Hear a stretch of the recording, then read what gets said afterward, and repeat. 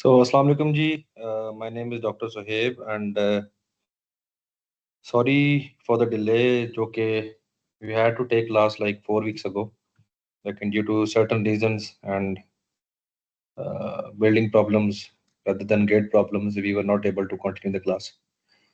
So अभी मैंने book share की है through the CR, the GR. That book is Signal Systems और signals की बहुत importance है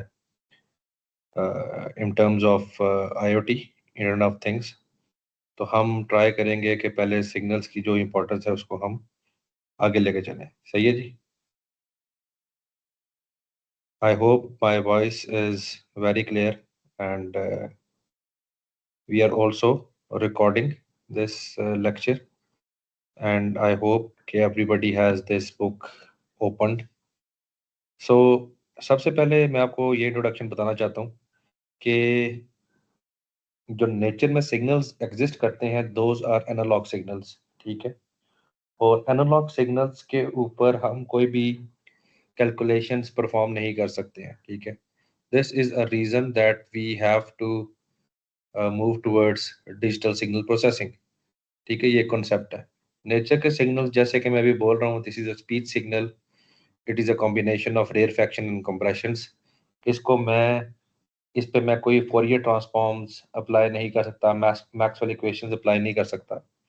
तो it is very difficult for me to get accuracy by having mathematical techniques on this analog signals. तो हम क्या करते हैं, हम इन सिग्नल्स को डिजिटल में कन्वर्ट करते हैं। ठीक है, so all the signals that are used for communication for IoTs, internet and sensors, they are digital signals. Originally they were analog signals, but after certain techniques and conversion techniques, they have been converted to digital signals. So today we are going with chapter number 1, and I have to convey to the class that you don't need to worry about the mathematical formulas. This would be an open book paper. You can bring the hard copies about chapter number 1 and 2 of this book that covers about 100 pages. You don't have to bring gadgets, and the internet is not allowed. So koi electronic gadgets such as laptop and phones are not allowed, but you can bring only the hard copies. So this would be an open book paper, and you can use your notes to help you with understanding of the answers, right? So I will start with the major concepts of this chapter. Basically, this chapter comprises of signals, and for any communication system or the basic unit for internet is a signal. So, and now I've also told you why digital signal processing, not analog. So analog digital processing की कुछ techniques मैं आपको बताता चलूँ जो कि आप you can search through chat GPT और गूगल और विकिपीडिया कि जब आप किसी एनालॉग सिग्नल पे कोई प्रोसेसिंग अप्लाई करते हैं तो उसको हम कहते हैं मॉड्यूलेशंस। ठीक है, modulation is a technique to carry a signal from one place to another place. लेकिन होता ये है कि एक सिग्नल, क्योंकि उसके अंदर इंफॉर्मेशन होती है that can not travel very long distance. So to travel to a long distance को हम किसी कैरियर वेव के साथ, यानी कि हाई फ्रीक्वेंसी वेव के साथ मल्टीप्लाई करवाते हैं ताकि वो लॉन्ग डिस्टेंस को ट्रैवल कर सके। सो this is actually modulation techniques. और सबसे कॉमन जो मॉड्यूलेशन टेक्निक जो कि हम एवरीडे अपने घरों में और गाड़ियों में सुनते हैं, that is frequency modulation, FM, जिसकी रेंज आप सबको पता है कि that start from 88 megahertz to 108 megahertz. So this is one of the technique of signals modulation. इसके बाद एएम मॉड्यूलेशन होती है, फिर फेज मॉड्यूलेशन होती है। अब इनमें डिफरेंस क्या है?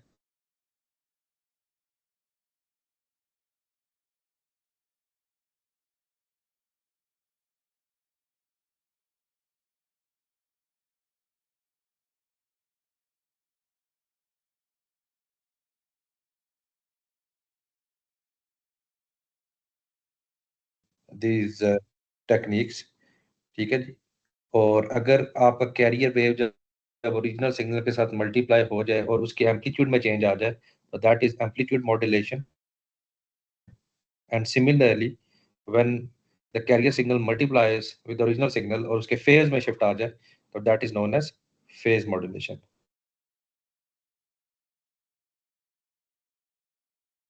सही, cover the major highlights of each page ताकि आप उसको नोट डाउन कर सकें आसानी से। ठीक है, कोई भी क्वेश्चन हो तो you can just email me, I will leave the email address with the CR and GR of the group. ठीक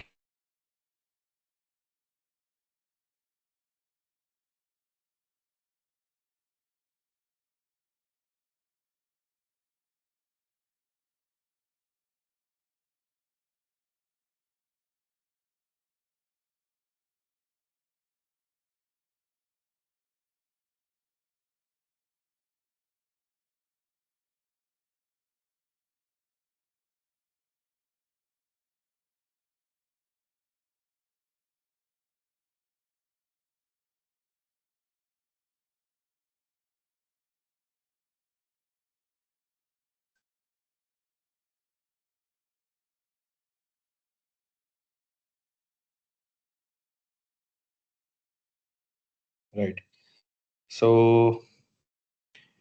इन the first paragraph of first chapter, मैं थोड़ा सा जल्दी पढ़ूंगा। Digital signal processing is an area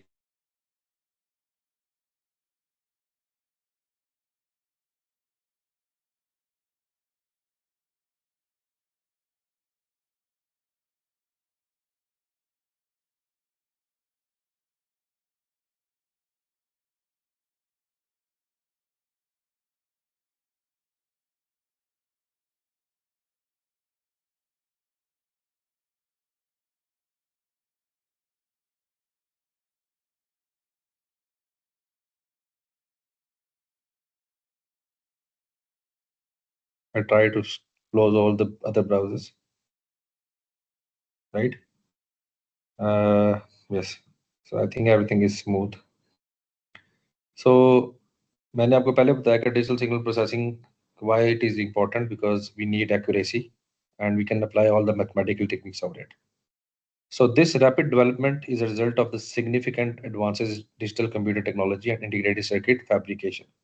अब ये ऐसा क्यों हुआ है कि जैसे जैसे चीज़ें श्रिंक होती गई हैं, मतलब आप देखें, हम एक IoT का बेसिक जो एक्सेस पॉइंट है, राउटर जिसकी बात करें, तो it was very big at the start with so many antennas, and now it has shrunk to a very small device.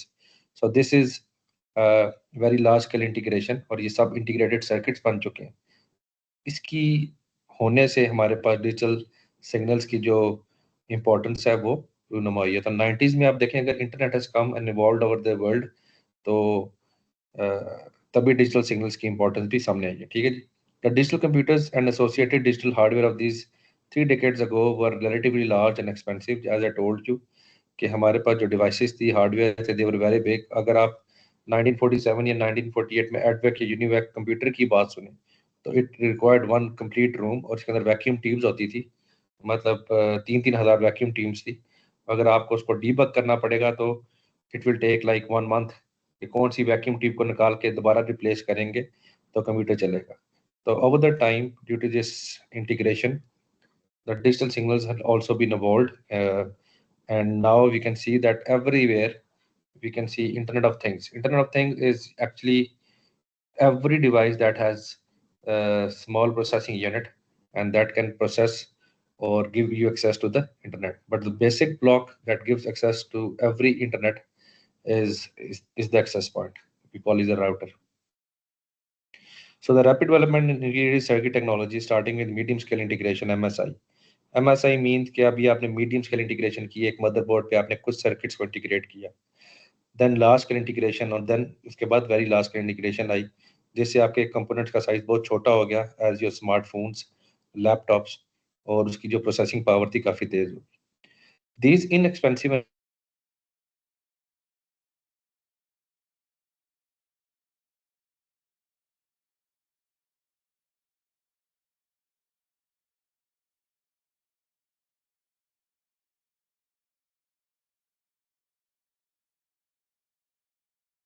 performed by analog means are realized today by less expensive and offer more reliable digital hardware.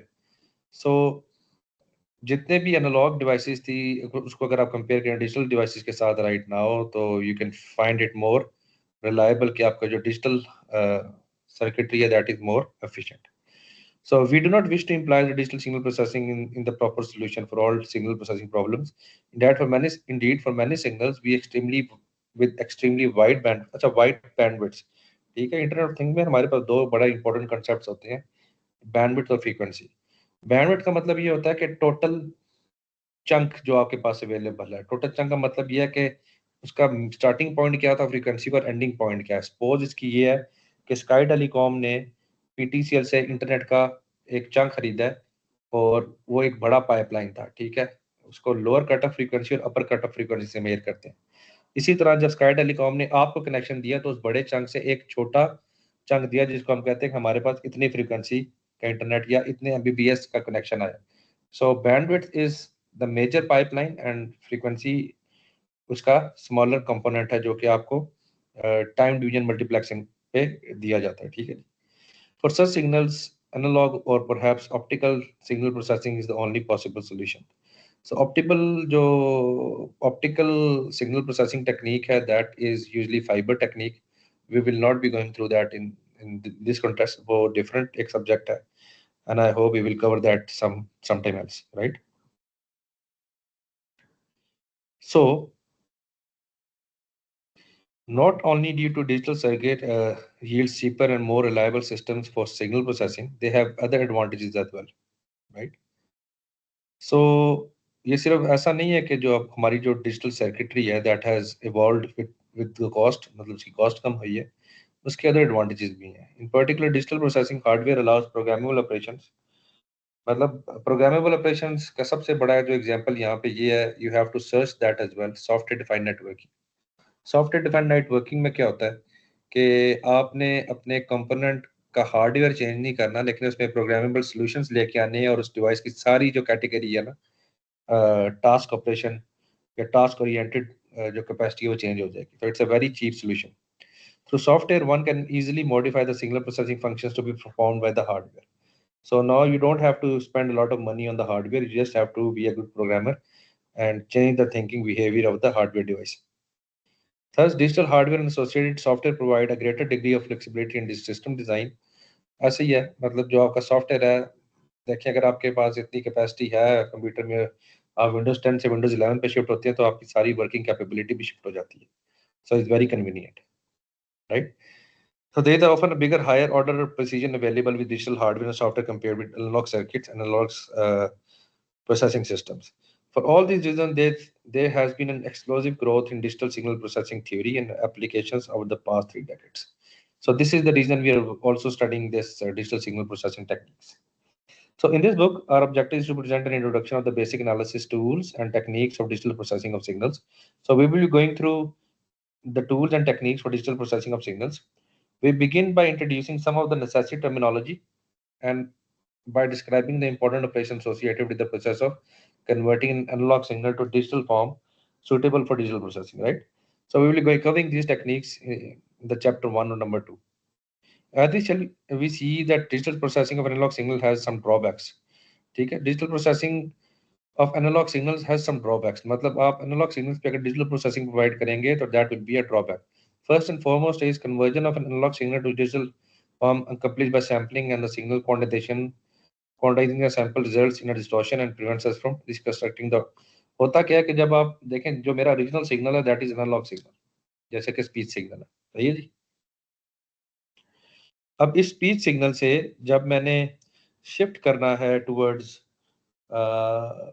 Digital signal, तो मैंने पहले इसके ऊपर 3 तरह की techniques apply करनी है। पहले इसके सैंपल्स लेने हैं, फिर इसकी क्वांटाइजेशन अप्लाई करनी है और उसके बाद कोडिंग अप्लाई करनी है। तो होता क्या है कि जब मैं तीनों सैंपल्स क्वांटाइजेशन और कोडिंग अप्लाई करता हूँ अपने ओरिजिनल एनालॉग सिग्नल पे, तो काफी चंक्स और बिट्स एनालॉग सिग्नल के लॉस हो जाते हैं इस कन्वर्जन में। तो होता क्या है कि जब मैं दोबारा, जैसे कि फोन की एग्जांपल है, मैं अभी बोल रहा हूँ और जो मेरा फोन है उसके अंदर एक एनालॉग टू डिजिटल कन्वर्टर है, वो सिग्नल को डिजिटल में कन्वर्ट करेगा, उसको सेंड करेगा, और जो रिसीवर है दोबारा उस डिजिटल सिग्नल को एनालॉग में कन्वर्ट करेगा। तो होता क्या है कि अगर आपके पास अच्छा सैम्पलर, अच्छा क्वांटाइजर, अच्छा कोडर टेक्निक नहीं है, तो जो आपका वॉइस दोबारा रिकवर होगा एनालॉग सिग्नल में वो प्रॉपर नहीं होगा, उसमें डिस्टॉर्शन आ जाएगी। तो दिस इज द वे आपके कम्युनिकेशन सिस्टम्स के अंदर ये एक्यूरेसी मेंटेन करना कितना फोरमोस्ट है, ठीक है जी। इसके अलावा control of the amount of distortion is achieved by proper choice of sampling. Sampling rate हमने सैम्पलिंग थ्योरम से चेक करना होता है, ठीक है। 3 टेक्निक्स होती हैं एक सिग्नल को एनालॉग से डिजिटल में कन्वर्ट करनी, सैम्पलिंग, क्वांटाइजेशन और कोडिंग, ये आपने लाजमी देखना है, question will come from this part, ठीक है। और this is also a very major component of IoT as well, ठीक है। Second are the finite precision effect that must be considered, so will be going through everything, ठीक है। आप simple सी बात यहाँ पे आपने ये देखनी है, ठीक है। What are signals, systems and signal processing, हम इसकी डेफिनेशन देखते हैं। A signal is defined as any physical quantity that varies with time, space or any other independent variable. अब उसका जो सिग्नल की एग्जांपल उन्होंने यहाँ पे दी है S1 of t और S2 of t, that is with respect to time. T represent time is equal to 5t. It could be 20t square. It could be a quadratic equation. It could be a polynomial equation. So any entity that varies with time or space is a signal. ठीक है जी। अब यहाँ पे नीचे देखें, describe two signals that one varies linearly with the independent variable time 5t and second varies quadratically, ठीक है, 20t square. Another example is here 3x plus 2xy plus 10y square. So these are all examples of signals. You can go through these examples. यहाँ पे आप देखेंगे example of speech signal, जैसे कि मैंने आपको एनालॉग सिग्नल के बारे में बताया कि यहाँ पे देखें रेयर फ्रैक्शंस, कंप्रेशंस हैं और यहाँ पे रेयर फ्रैक्शंस हैं, ठीक है। जब आप बोल रहे हैं तो कंप्रेशन आ रहा है, जब आप चुप हो जाते हैं तो वहाँ पे रेयर फ्रैक्शन आता है। ये ऐसे ही है जैसे आपकी जहाँ पे बोल रहे हैं फ्रीक्वेंसी तेज है, जहाँ पे आप खामोश है तो फ्रीक्वेंसी लो है, ये। Another example of natural signal is electrocardiogram. Electro ECG is a very common signal जो आप हार्ट बीट से लेते हैं, ठीक है। Such a signal provide the doctor with information about the condition of the patient heart. Heart की condition बताते हैं ECG सिग्नल। इसके अलावा electroencephalogram सिग्नल है, EEG signal provides information about the activity of the brain. आप ये different जो techniques हैं जो हार्ट और ब्रेन को मॉनिटर करती हैं, they are available in the hospital, और ये आपके हार्ट और ब्रेन के सिग्नल्स के बारे में बताते हैं, ठीक है। इस तरह स्पीच इलेक्ट्रोकार्डियोग्राम और electroencephalogram signals are examples of information bearing signal that involve as function of single independent variable named time. So these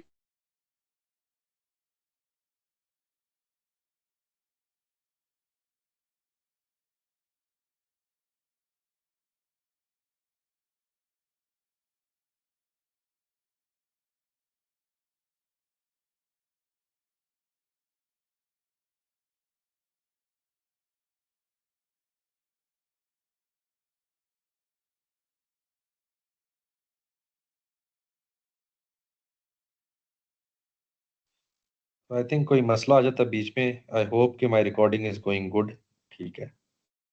let's hope कि एवरीथिंग स्टेज फाइन, सही है जी। इसके बाद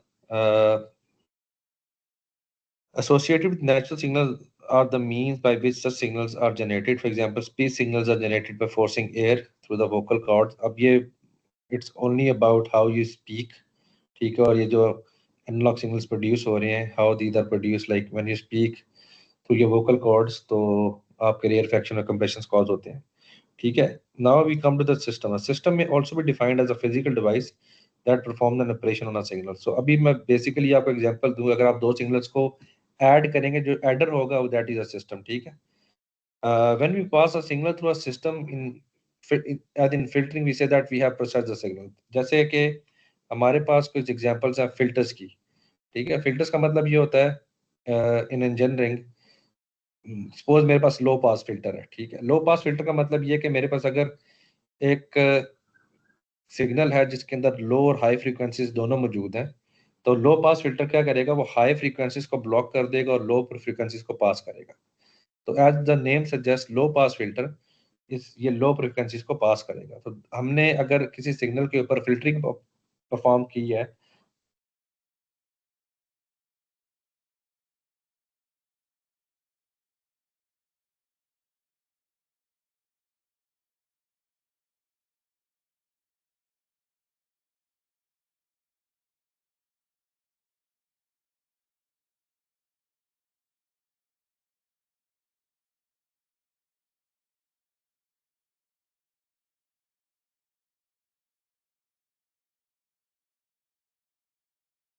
एवरीथिंग गो स्मूथ, राइट। तो अभी आई विल ट्राई अगेन, ठीक है। बीच में I think there is an internet issue somewhere और समहाउ, ठीक है। लेकिन चलें, let's start. In digital processing of signals on a digital computer, the operations performed on a signal consist of number of mathematical operations. तो मैंने आपको जैसे पहले बताया कि if you add two signals, if you multiply signals, तो adder और multiplier जो होंगे वो systems हो जाएंगे, ठीक है जी. So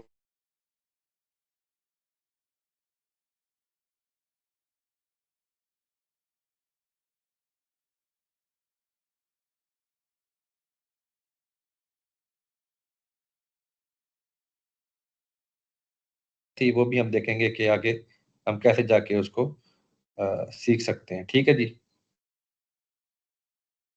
So now we are coming to the basic element of a digital signal processing. आप ये ब्लॉक डायग्राम से देखें, हमारे पास ना एक एनालॉग इनपुट सिग्नल है, सपोज स्पीच सिग्नल है, उसके ऊपर मैंने प्रोसेसिंग परफॉर्म की है और उसका जो एनालॉग आउटपुट सिग्नल आ गया, ठीक है, ये एनालॉग सिग्नल प्रोसेसिंग होगी, सही है. इसके अलावा ये तो एनालॉग सिग्नल प्रोसेसिंग है और आप देखते हैं कि इसमें हमारे पास एक्यूरेसी और प्रिसीजन नहीं आती.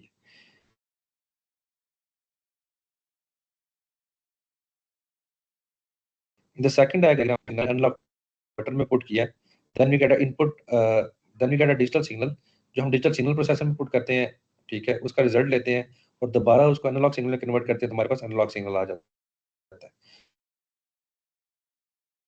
तो overall concept of IoT system कि आपके पास पहले सिग्नल एनालॉग था, उसको आपने डिजिटल में कन्वर्ट किया, उसके अंदर प्रोसेसिंग परफॉर्म की. प्रोसेसिंग कुड बी एनीथिंग, ठीक है, वो अंदर प्रोसेसर्स किस तरह के लगे हुए हैं वो हम ओएसआई मॉडल से लेके मैक्सवेल इक्वेशंस तक आहिस्ता आहिस्ता देखेंगे, ठीक है, फिर परफॉर्म करेंगे. सही हो गया जी. So this is one of the thing जो कि हमने लेके चलना है, राइट. सो यहाँ पे देखें, digital signal processing provides an alternative method for processing the analog signal listed in 1.3, ठीक है जी, जैसे I have told. The digital signal processor में be large programmable digital computer और स्मॉल माइक्रो प्रोसेसर, ठीक है. यहाँ पे अब आपने दो चीज़ों का ख्याल रखना है कि उसने एग्जांपल दिया कि जो सिग्नल प्रोसेसर है वो माइक्रो प्रोसेसर भी हो सकता है, डिजिटल कंप्यूटर भी हो सकता है, माइक्रो कंट्रोलर भी हो सकता है. तो it is a very common question to ask engineering students के what is the difference between microprocessor and a microcontroller. तो ये आपका क्वेश्चन है कि आपने देखना है कि माइक्रो कंट्रोलर और माइक्रो प्रोसेसर का आपस में क्या डिफरेंस है, राइट. हम इन दोनों को सुनते हैं, देखते हैं, समझते हैं, लेकिन हमें ये भी पता होना चाहिए कि इन दोनों का आपस में डिफरेंस क्या है. तो माइक्रो कंट्रोलर जो होता है वो एक बार बर्न होता है अगर आपने रास्पबेरी पाई या इस पे काम किया है कभी, और इफ यू विश कि आप इस पे काम करना चाहें तो आई एम अवेलेबल, ठीक है, in health sciences building, second floor, working as a director BIC. आप इन प्रोजेक्ट्स पे काम करना चाहते हैं तो यू कैन कम, ठीक है. और जो माइक्रो प्रोसेसर होता है उसमें आप बहुत सी प्रोसेसिंग डिफरेंट टाइम पे परफॉर्म कर सकते हैं. तो माइक्रो कंट्रोलर में one processing at a time बंद करके, और माइक्रो कंट्रोलर में सॉरी और माइक्रो प्रोसेसर में there number of options available. सही है जी. So programmable machines provide the flexibility to change the signal processing operation. जैसे कि मैंने आपको एग्जांपल दी सॉफ्टवेयर डिफाइंड नेटवर्किंग की, आपने इसके बारे में पढ़ना है कि ट्रेडिशनल जो नेटवर्क्स हैं आईओटीज में और सॉफ्टवेयर डिफाइंड नेटवर्क्स में आपस में क्या फ़र्क है. मैं आपको थोड़ा सा फ़र्क यहाँ पे बता भी देता हूँ कि जो ट्रेडिशनल नेटवर्क्स होते हैं उसके अंदर आपके पास जो राउटिंग के ऑप्शन होते हैं बहुत लिमिटेड होते हैं. सपोज हमारे पास 3 राउटर्स कनेक्टेड हैं, तो राउटर ए बी सी, अब ए के साथ बी और सी कनेक्टेड है तो ए को सिर्फ यही पता होगा कि मैंने बी पे जाना है या सी पे जाना है. जबकि सॉफ्टवेयर डिफाइंड नेटवर्किंग में आपका सारा राउटिंग जो एल्गोरिदम है वो एक सेंट्रलाइज कंट्रोलर से परफॉर्म हो रहा होता है. उसको सारी लोकेशन का पता होता है ए टू लेके जी तक. उसने अगर ए से जी पे जाना है तो he knows each and every position. जैसे कि गूगल मैप होता है वो बताता है आपको कि कौन सी रोड ब्लॉक है, यहाँ से नहीं जाना, यहाँ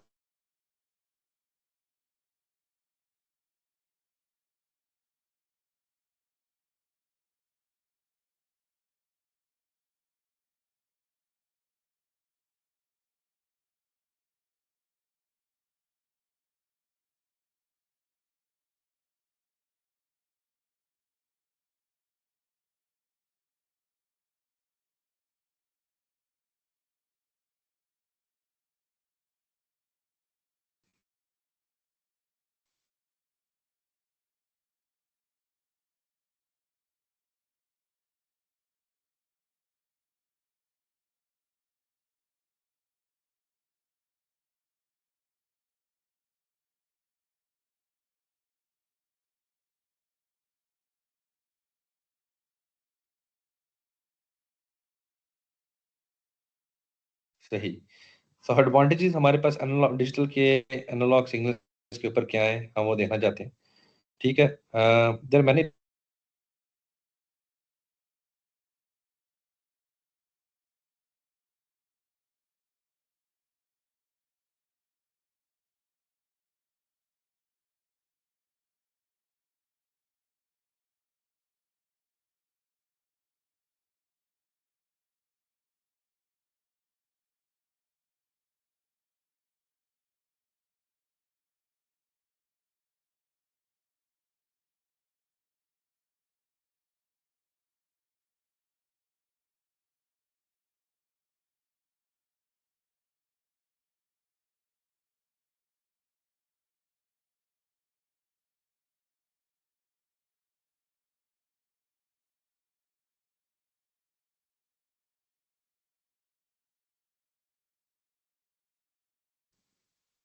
तो सॉरी क्लास, अभी एक बीच में थोड़ी सी इंटरप्शन आ गई थी, कोई मसला नहीं। डीकॉन्फ़िगरेशन का मतलब ये है कि आप एनालॉग सिग्नल को डीकॉन्फ़िगर नहीं कर सकते। जैसे कि रीसेट का ऑप्शन होता है हमारे पास डिजिटल सिग्नल प्रोसेसिंग में।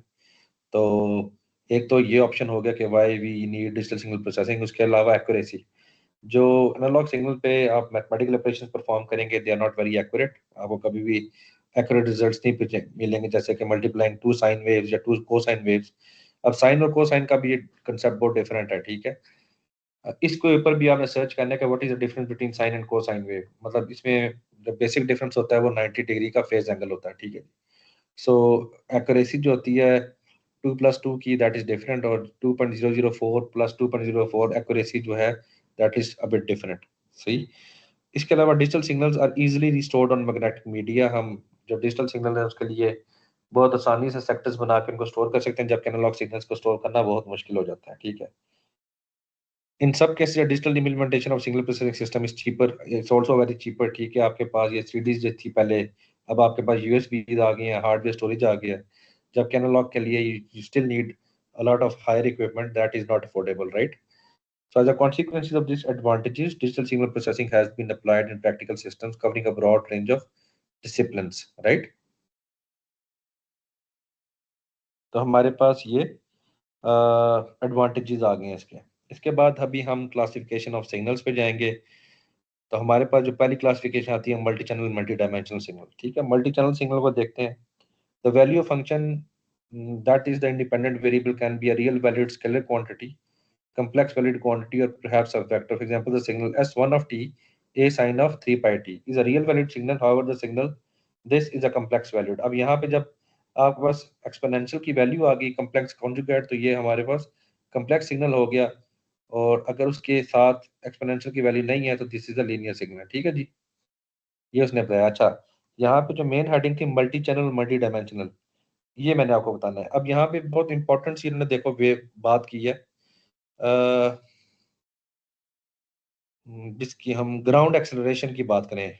ग्राउंड एक्सेलरेशन तब होता है जब आपके पास अर्थक्वेक आता है, ठीक है जी। अब ये जो सिग्नल है वो कहता है this acceleration is a result of three basic waves of elastic waves, ठीक है। प्राइमरी वेव होती है, सेकेंडरी वेव होती है, और एक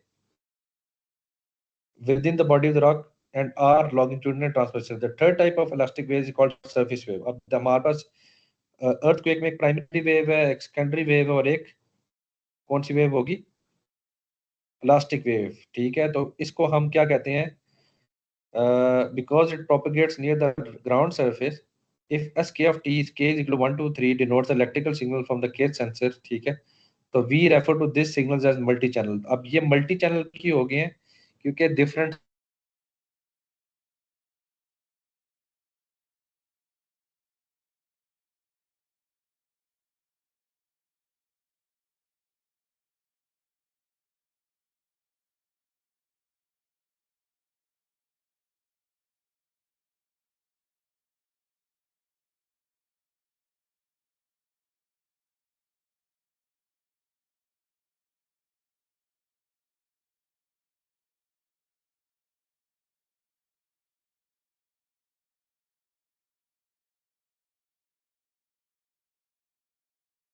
तो let me just switch my internet connection to this phone connection। I think वो स्टेबिलिटी आ जाएगी इसमें, नहीं तो बार बार ये ना इसको पॉज कर रहे हैं। Let's hope for the best.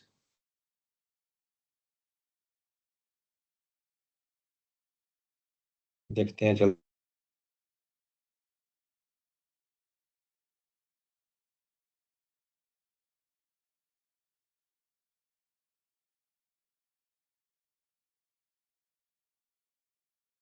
I think now it's working fine. मैंने इसको कन्वर्ट किया है फोन कनेक्शन पे एंड नेट्स कंटिन्यू। तो this are the multi channel signals. अब मल्टी डायमेंशनल सिग्नल्स की बात करते हैं।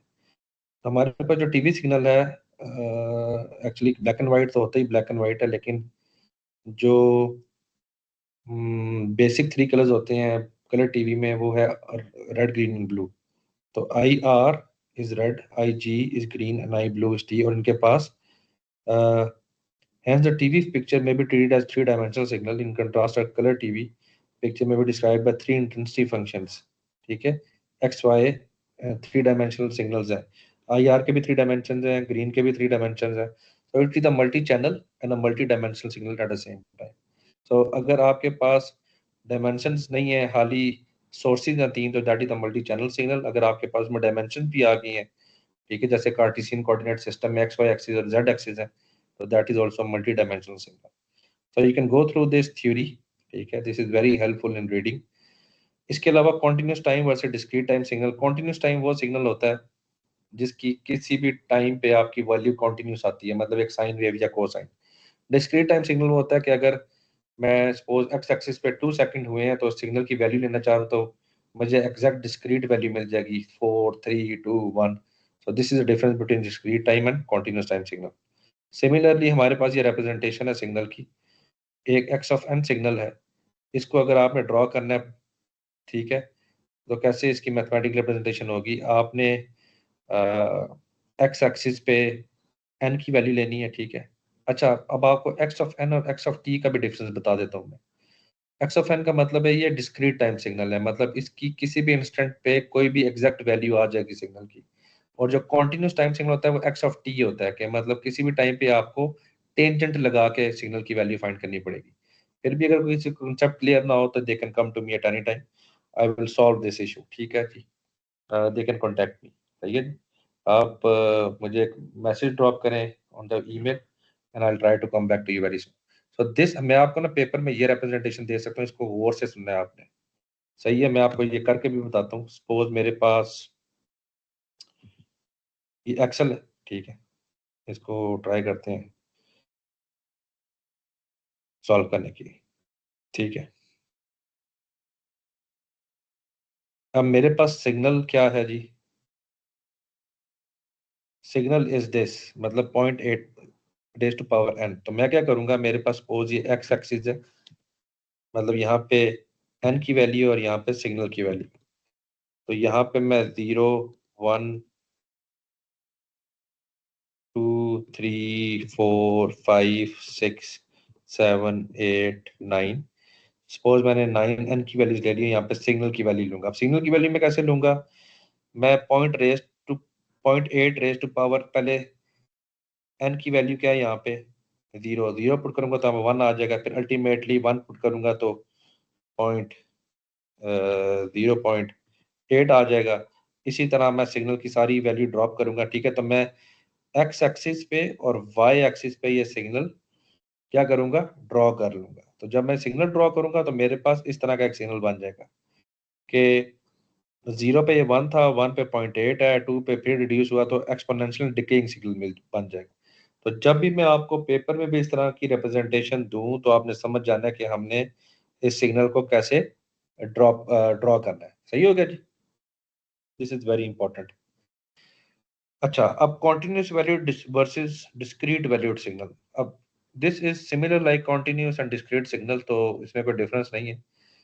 अगर इस सारे डॉट्स को मैं जोड़ दूंगा तो एक कॉन्टिन्यूस वैल्यूड सिग्नल बन जाएगा। अगर इन डॉट्स को मैं अलग अलग रहने दूंगा तो कॉन्टिन्यूस डिस्क्रीट वैल्यूड सिग्नल बन जाएगा। ठीक है जी। अच्छा, डिटरमिनिस्टिक वर्सेस रैंडम सिग्नल। अब ये it is a very stochastic processes में ना, डिजिटल कम्युनिकेशन में दिस इज अनदर सब्जेक्ट, लेकिन मैं आपको इसका ओवरव्यू दे दूंगा। जिस सिग्नल को आप किसी भी मैथमेटिकल टेक्निक से, क्वाड्रेटिक फार्मूला से, फोरियर ट्रांसफॉर्म से, मैक्सवेल इक्वेशन से, ठीक है, एल्गोरिदम से सॉल्व कर सकें, उसको डिटरमिनिस्टिक सिग्नल कहते हैं, राइट। और किसी भी सिग्नल को अगर आप अप्रोक्सीमेट कर सकें, मतलब ये सिग्नल इसके अप्रोक्सीमेट होगा, उसकी एग्जैक्ट वैल्यू आप पता ना कर सकें, तो that signal is known as random signal, right? So these are the major differences between these two signals, right? अब ये जो वो सिग्नल है रैंडम सिग्नल जिसको हम नॉइज कहते हैं, सपोज मैं बोल रहा हूँ और यानी कि मैंने एक सिग्नल को एयर में इंजेक्ट किया है और that signal gets interfered with other signals frequency, तो इसको हम कहते हैं अलाइजिंग, ALLIASING, और इसको नॉइज सिग्नल भी कहते हैं, ठीक है जी। So you can go to the theory by yourself. I think it's very simple. The concept of frequency in continuous time and discrete time signal. मैंने continuous time आपको बता दी है। इसको जब भी continuous time की जिक्र आए तो आपने साइन या कोसाइन वेव समझना है, और डिस्क्रीट टाइम का सिग्नल आए तो आपने समझना है कि ऐसा सिग्नल जिसका किसी भी इंस्टेंट ऑफ टाइम पे आपको एग्जैक्ट वैल्यू डिड्यूस कर सकें, ठीक है जी। तो ये हमारे पास एक वेव है सिग्नल की। आप ये देखेंगे एक कॉज ऑफ थीटा इसका एम्पलीट्यूड है, और यहाँ से ले एक क्रस्ट से लेके दूसरे क्रस्ट के दरमियान, जैसे आप फिजिक्स में पढ़ते हैं, that is a time period, right? So this is how you represent a signal. अब ये इंपॉर्टेंट बातें हैं, ठीक है, तीन आपने ये हमेशा याद करनी है कि for every fixed value of frequency f x a of t is periodic, indeed it can be easily be shown using elementary trigonometric, कि अगर एक सिग्नल सर्टेन टाइम पीरियड के बाद अपने आप को रिपीट कर रहा है तो उसको हम पीरियोडिक सिग्नल कहते हैं, ठीक है। इसका सेकंड पॉइंट ये देखेंगे कि continuous time different frequencies are different themselves. अगर दो कंटीन्यूअस टाइम वैल्यू सिग्नल की फ्रीक्वेंसीज डिफरेंट है तो वो सिग्नल आपस में मैच नहीं करेंगे, they are also different. This is very common concept. मतलब एक के अंदर साइकिल्स आ रही हैं 10 पर सेकंड और एक के अंदर 5 पर सेकंड, और these two signals are never same, they are different, ठीक है। इसके बाद increasing the frequency F results in an increase in the rate of oscillation of the signal in the sense that more periods are included in a given interval of time. So कहता ये है कि increasing the frequency results in increase rate of oscillation. तो हमें पता है कि जब हम नंबर ऑफ साइकिल्स पर सेकंड को इंक्रीज करेंगे तो हमारी जो ऑस्किलेशंस या vibrations of the signal they will increase. तो दिस इज वेरी इंपॉर्टेंट, ठीक है, ये आप देख लो। इसी तरह डिस्क्रीट टाइम साइनसॉइड सिग्नल, पहले आपको कॉन्टिन्यूस टाइम बताया, आप डिस्क्रीट टाइम साइनसॉइड, इनकी भी सेम है। अब इन दोनों में डिफरेंस क्या है? जो कॉन्टिन्यूस टाइम सिग्नल होता है उसको आप टी से रिप्रेजेंट करते हैं, x bracket t bracket close. जो डिस्क्रीट टाइम सिग्नल होता है उसको आप एन से रिप्रेजेंट करते हैं, x bracket close open, n bracket close, ठीक है जी। तो these are the major difference between these two. इसके अलावा देखा जाए तो इन दोनों की भी प्रॉपर्टीज भी सेम है। अगर B1 की बात करूं, discrete time sinusoid is periodic if it's frequency is rational number, ठीक है। अगर मैं अब ये एक्स ऑफ एन सिग्नल है ना, अगर इसके अंदर मैं एक रैशनल नंबर ऐड करूंगा और उस रैशनल नंबर मतलब suppose x of n plus two, और हर टू रैशनल नंबर के बाद सिग्नल अपने आप को रिपीट करेगा, तो that is a periodic signal, जैसे कि मैंने आपको ऊपर बताया, ठीक है। दूसरा इसका मेजर पॉइंट ये है कि discrete time sinusoids with frequencies are separated by integer multiple of 2 pi are identical.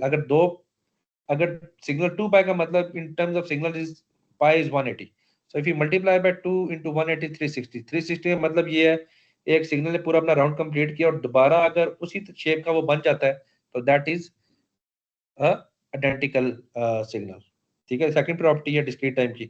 Third property ये है कि the highest rate of oscillation in a discrete sound is attend when, हाँ अब ये आपने लाजमी याद रखना है कि जब मैक्सिमम ऑस्किलेशन है ना किसी डिस्क्रीट टाइम सिग्नल में, वो तब होगी जब उसकी जो एंगुलर फ्रीक्वेंसी है वो पाए यानी कि 180 के इक्वल होगी, सही है जी।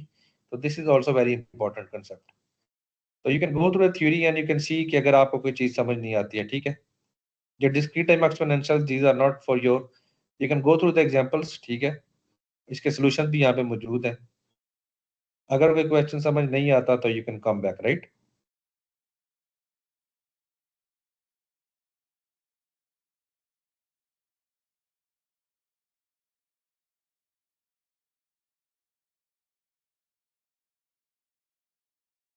अच्छा, this is very important concept जो मैं भी आपको बताने लगा, सैम्पलिंग थ्योरम। मैंने आपको ये बताया कि जब आपने किसी एनालॉग सिग्नल को डिजिटल में कन्वर्ट करना है तो सबसे जो पहला काम होता है वो सैम्पलिंग होता है, दूसरा काम होता है क्वांटाइजेशन, और तीसरा काम होता है कोडिंग। तो हम ट्राई करेंगे कि कल के लेक्चर में क्वांटाइजेशन और कोडिंग भी कवर करें, ठीक है, और परसों के लेक्चर में हम सिस्टम्स के बारे में पढ़े। तो we are on the 30th page of the book, ठीक है। You have to go through each and every page 1 by 1 में आपको सिर्फ मेजर बात बताऊंगा। अब मैंने इसमें कुछ हाईलाइट्स किए हैं आपके लिए, ठीक है। The information content of such signal is contained in, अब जो सैम्पलिंग थ्योरम है ना, वो कहता गया, वो कहता है, हम यहाँ से थ्योरी को रैन के ना यहाँ से स्टार्ट करेंगे कि जो सैम्पलिंग, अगर आपने किसी सिग्नल को डिजिटल में कन्वर्ट करना है, उसका जो पहला स्टेप है वो सैम्पलिंग है। और सैम्पलिंग फ्रीक्वेंसी आप कैसे लेंगे? The sampling frequency must be greater than और equal to twice of the original signal. ये आपने इंपॉर्टेंट कंसेप्ट है, हमेशा याद रखना है। इसके ऊपर पेपर पे क्वेश्चन भी आएगा कि अगर आपके पास सपोज एक सिग्नल की फ्रीक्वेंसी है 10 हर्ट्ज, तो इसके लिए आपको सैम्पलिंग फ्रीक्वेंसी क्या लेनी पड़ेगी? तो इसकी सैम्पलिंग फ्रीक्वेंसी मैक्सिमम होनी चाहिए 20 हर्ट्ज, ठीक है, और इससे ज्यादा होगी, ठीक है, ग्रेटर देन और equal to twice of the original frequency. Original frequency 10 hertz को 2 से मल्टीप्लाई करें 20 हर्ट्ज, तो आप इसको 22 पे अगर एडजस्ट करेंगे तो आपका सैंपल रेट बहुत अच्छा बन जाए। सही है। तो this is very important sampling theorem concept जो कि आपने लेके चलने आगे। सही है जी। अब बेसिकली हमारे पास ना ये एक क्वेश्चन है, ठीक है, आपने इसको देखने, consider analog signal x a of t is equal to 3 cos 50 by t 10 sin, but is a microstrip, ठीक है। सैम्पलिंग रेट अब आप फाइंड करेंगे, ठीक है जी।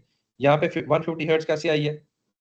क्योंकि अगर आप ये देखें, F1 की जो फ्रीक्वेंसी है 2 पाई ओमेगा टी, तो this is 25, this is 150 and this is 50, तो इनमें सबसे जो मैक्सिमम फ्रीक्वेंसी 150 है, तो सैम्पलिंग फ्रीक्वेंसी या माइक्रोसेट क्या होना चाहिए? Twice of the original frequency, that is 300। जैसे कि मैंने आपको बताया, इस तरह का क्वेश्चन मैं आपको दे सकता हूँ। You can go through this, सिर्फ आप जो है ना प्रॉब्लम जो सॉल्व हुए हैं चैप्टर में वो देखने हैं आपने, एंड प्रॉब्लम्स नहीं देखने, ठीक है। तो don't come to me with the question कि आप एंड प्रॉब्लम्स भी हमने सॉल्व करने हैं, जो इससे रिलेटेड है वो आप करें। सही हो गया। तो अभी हम नेक्स्ट में क्वांटाइजेशन देखेंगे, this is on page number 33 and we will try to complete chapter number 1। कोई क्वेश्चन अगर किसी को हो तो ही और she can come to me directly, ठीक है, और could email me as well. तो कल और परसों भी मैं आपको एक लेक्चर दूंगा, बाकी कल मैं आपको 2 लेक्चर्स भेजूंगा, that will cover like most of the content of IoTs, right? Thank you very much.